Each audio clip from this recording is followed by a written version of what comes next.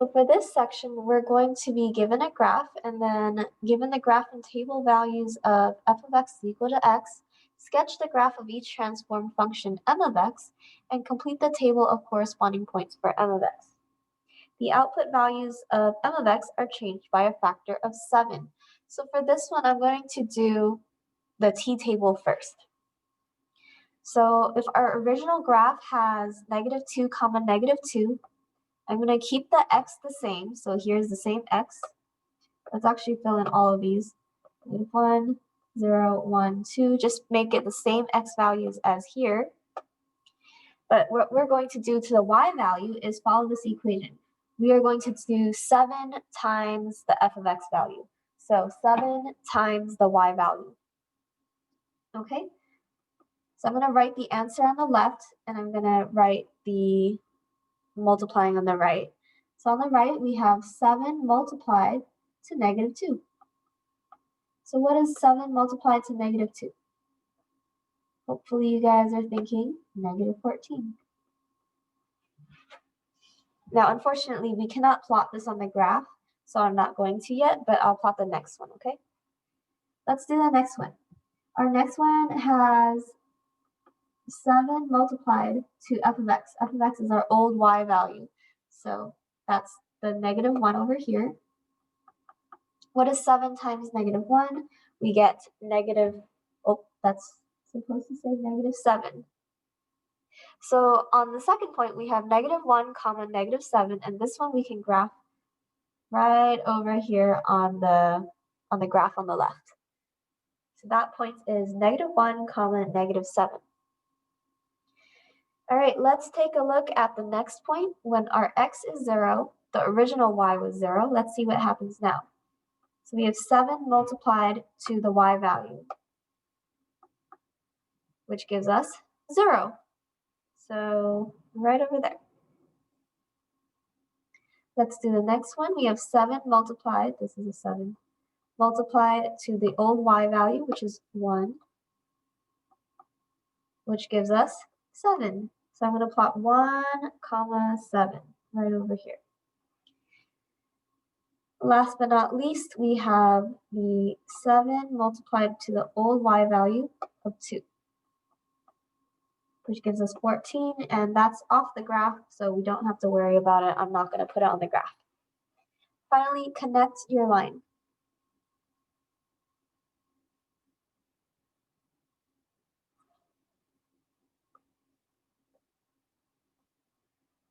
So whenever we have a graph that is changed by the factor of 7, that means it gets stretched out vertically. It gets made taller. And in order to do that, you're going to take all your old y values and multiply by 7.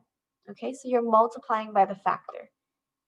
And you can see that in the equation over here. It's 7 times the f of x value. F of x is this entire column. These are all your y values. You're going to take your y values and multiply it by 7. All right, so I'm going to have you guys pause the video and try out number 6 on your own. And then we'll come back to see how you guys did. Okay, now that we're unpaused, I want to remind you guys that it's okay if you guys made a mistake. Just make sure you correct it, and then that way you can learn from your mistake. So for number 6, the output values of m of x are changed by a factor of 1/5. So you can see, oh, I'm so sorry. There is a mistake on this worksheet because if you're looking at the original graph, it isn't the graph that goes with the t-table. So my bad. Let me fix this graph. So this graph that you see here is just not the graph that I want you guys to use. Let me see if I can cover it. Yeah, totally, that works, right? Is that covered? Okay, covered enough. Let's fix it by putting in the actual points. So the first point is -2, -10, so that goes over here. Then it's -1, -5, then it's 0, 0, then it's 1, 5, and then it's 2, 10. So this is what it should have looked like.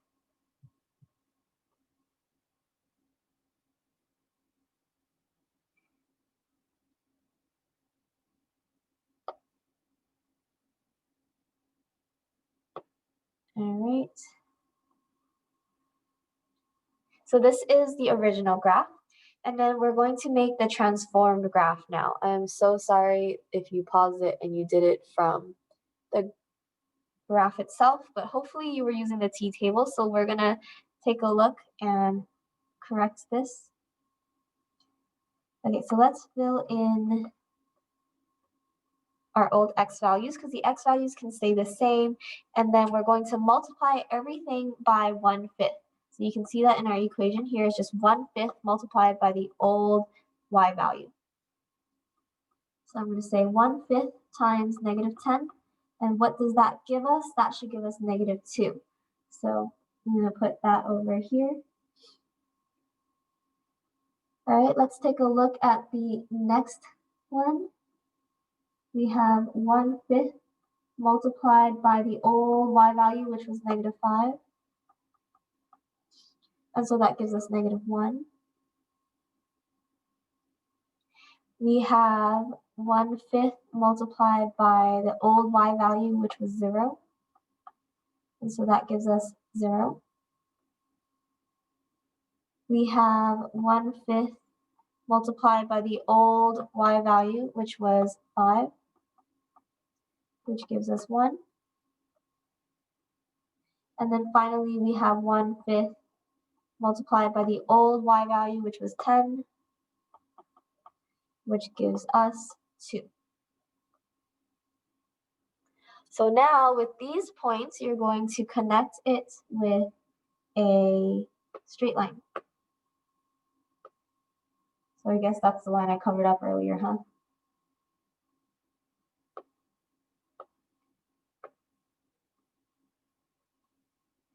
All right, so now we have multiplied everything, I mean these y values. We have multiplied all our old y values by 1/5 to get our new transformed equation.